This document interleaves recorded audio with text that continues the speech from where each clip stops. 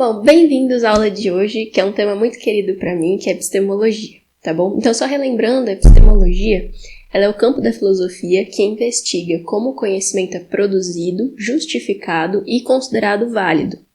Então, para a gente refletir sobre epistemologia é fundamental para nós psicólogos, né? Porque muitos pressupostos filosóficos operam como o ar que a gente respira. Muitas vezes a gente não vê eles não são observáveis, mas eles sustentam continuamente tanto a nossa prática clínica quanto a nossa produção científica. Bom, e aí a gente tem a epistemologia e dentro dela a gente tem a filosofia da ciência. Então a filosofia da ciência, ela analisa os fundamentos conceituais e os pressupostos implícitos da prática científica. Então inclui o método, inclui critério de confiança, limites do conhecimento. Ela oferece também uma perspectiva para a avaliação crítica da ciência psicológica e inclusive da prática clínica.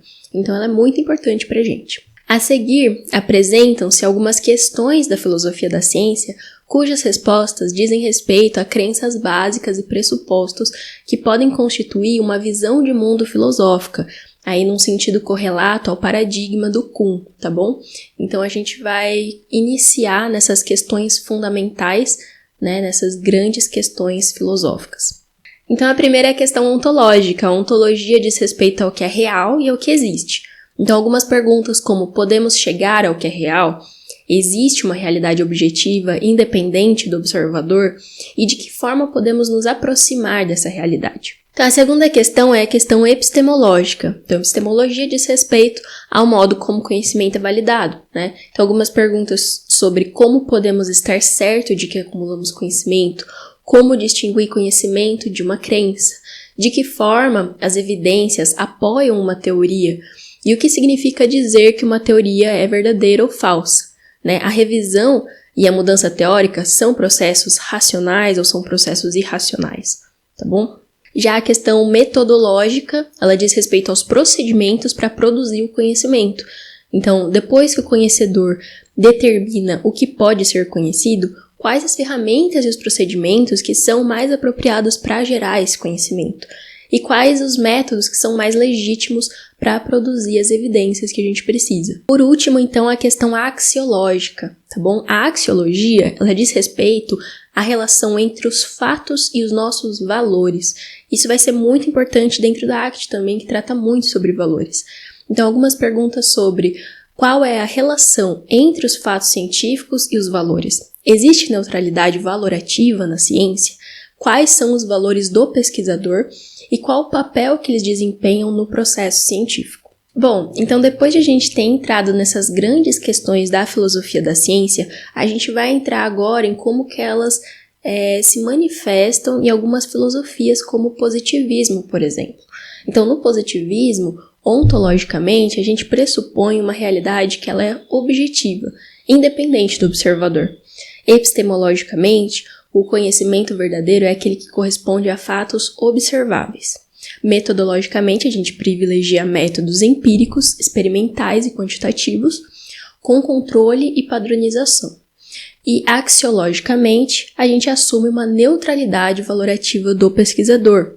Então você pode refletir aí em casa também sobre exemplos de como que o positivismo se manifesta na psicologia, né? Como que a gente pode perceber essas posturas e essas respostas a questões da filosofia da ciência nessas áreas mais positivistas da psicologia, né? Bom, e aí avançando um pouco historicamente, depois do positivismo, a gente tem uma certa flexibilização dessa postura um pouco mais enrijecida no positivismo, com o pós-positivismo, né? Então, no pós-positivismo, a gente mantém, numa visão ontológica, o pressuposto de realidade objetiva, mas tem o reconhecimento de que o acesso a ela é parcial, é falível, né? Numa postura epistemológica, o conhecimento, ele é provisório, né? E ele é aberto à revisão, né? Não é mais aquele conhecimento factual, real, e aquilo e ponto final, né? Numa visão metodológica, a gente exige testes rigorosos e falseabilidade com probabilidades, e numa visão axiológica, se admite a influência de valores, mas se tenta controlá-los, tá bom? Aí a gente chega numa postura construtivista, né? E a gente pode dizer que esse positivismo, pós-positivismo e o construtivismo são essas grandes visões de mundo na filosofia, né? Na filosofia, o positivismo iniciou realmente como uma corrente filosófica, né? Iniciada pelo Comte, né?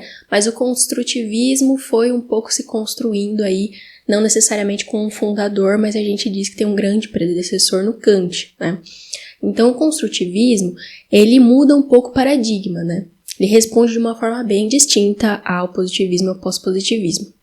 Então, numa perspectiva ontológica, ele rejeita o acesso direto a uma realidade objetiva. Numa perspectiva epistemológica, o conhecimento é constituído na interação do sujeito com o mundo. Numa perspectiva metodológica, os métodos são interpretativos e qualitativos. E numa visão axiológica, os valores são inseparáveis do conhecer. Então é muito legal a gente ter clareza dessas visões de mundo, né? E tentar ir reconhecendo elas dentro da psicologia, né? A gente vê que muitas vezes uma postura positivista, por exemplo, rejeita algumas pesquisas mais qualitativas, né? Ou coloca elas num status menor de ciência, né? E muitas vezes algumas disputas ali dentro da psicologia se referem a uma ignorância também de que são visões de mundo diferentes, né? Que essas visões elas podem muitas vezes dialogar, né, e muitas vezes serem conciliadas, tá bom? A partir disso, a gente vai ver agora algumas visões de mundo que foram descritas por Pepper. E aí, a gente chega no contextualismo, tá bom? Então, a proposta do Pepper é muito legal, que são as 4 grandes metáforas, e a gente vai começar a falar dessas metáforas pelo formismo. Bom, então vamos começar pelo formismo, né? Que a metáfora básica é da forma. Então, no formismo, uma visão formista, conhecer é nomear, conhecer é classificar. Os fenômenos são entendidos por categorias e tipos compartilhados. Então, um exemplo psicológico, por exemplo, são as várias teorias da personalidade que classificam ali dentro de pequenas formas, pequenas categorias, né? E quanto mais isso se adequa a essas formas, maior a validade científica. Então, a próxima grande visão de mundo de Pepper é a do mecanicismo, né? Então, a metáfora básica é a do mecanismo, da máquina, não de uma maneira pejorativa, tá bom? É a ideia de que identificar partes e as suas relações mediadoras entre o ambiente e o comportamento, bem como as condições e forças necessárias para o funcionamento desses mecanismos, é a forma como a gente cria ali uma visão de mundo, e uma forma de criar ciência também. Então, exemplos psicológicos são a terapia cognitiva, né? Esquemas cognitivos, por exemplo, a reestruturação cognitiva. Você pode identificar as partes dos mecanismos e a forma de intervir nesses mecanismos. Então, a próxima grande visão de mundo é a do organicismo, onde a metáfora básica é a do organismo vivo. Então, a gente tem uma ideia de desenvolvimento a partir de uma forma inicial, mas a partir dela se desenvolve por uma forma esperada. Então, o organicismo ele é teleológico, tá bom? Tem uma visão de todo que se desenvolve por estágios relativamente estáveis e transições que se seguem regras internas para essas transições acontecerem, tá bom? Então, a visão de todo e a teleologia são pontos fundamentais aí do organicismo. Então, para dar um exemplo psicológico do organicismo, a gente tem as abordagens desenvolvimentais, né? Você pode imaginar o Piaget, né? As teorias de Piaget. E agora a gente chega finalmente ao nosso ponto central, que é o contextualismo, tá bom? No contextualismo, a metáfora central é a do ato no contexto, certo? Então, o que isso quer dizer, né? O ato no contexto é a atividade proposital que acontece aqui e agora, dentro dos contextos físico, social e temporal. Então, o objetivo aqui, ele é pragmático. A análise contextual busca uma influência no mundo independente do mundo real. Bom, e aqui a gente tem uma preocupação menor, né, com o mundo real. E um exemplo psicológico é o construcionismo social. E a gente vai ver outros exemplos mais pra frente. Bom, pessoal, então reforçando só pra gente ter bastante clareza do que é o contextualismo, tá bom? Então, pra gente mais importante vai ser entender o que é o contextualismo. Ela é a visão segundo a qual eventos psicológicos são compreendidos como atos situados em contextos históricos, sociais e temporais, definidos por sua função e propósito, e não por sua forma, por seu conteúdo ou por sua correspondência com uma realidade independente. Então aqui a gente vai ver que a atividade científica dentro do contextualismo, ela não busca descrever o mundo real, mas ela está mais preocupada em produzir análises verbais que nos permitam prever e intervir no mundo de forma eficaz. Então, adotando um critério pragmático mesmo de verdade, baseado no que funciona com sucesso. E aqui no contextualismo, tudo isso implica que a gente vai assumir explicitamente os valores e objetivos do cientista ou do terapeuta. E por isso que o contextualismo está mais próximo do construtivismo, que a gente viu anteriormente, e ele é considerado relativista, certo? E aí, dentro de uma visão contextualista, a gente pode ter duas ramificações, A gente pode enxergar o contextualismo descritivo e o contextualismo funcional. Então, o que é o contextualismo descritivo? Ele está focado em análises que ajudam a apreciar a participação da história e das circunstâncias no todo. Então, tem aqui algumas indicações que eu sugiro muito, se vocês não conheçam, se aprofundar, para conhecer mais os pós-modernistas, os construcionistas sociais, a psicologia narrativa, os dramaturgistas, os humanistas podem ser considerados aqui também em grande âmbito dentro do contextualismo descritivo, tá bom? E por último, aqui a gente tem o contextualismo funcional. Então, o que é o contextualismo funcional?